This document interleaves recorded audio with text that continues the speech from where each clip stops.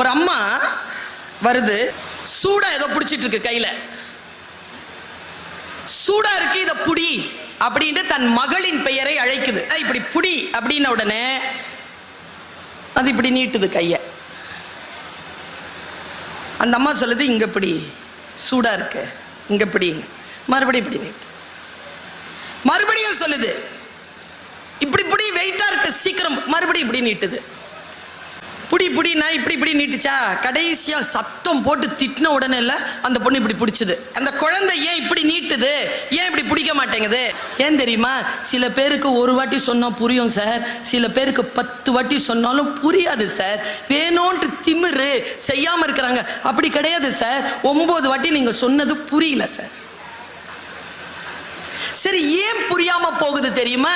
நான் ஒன்னு சொல்றேன். இந்த போனை எப்ப பார்த்தாலும்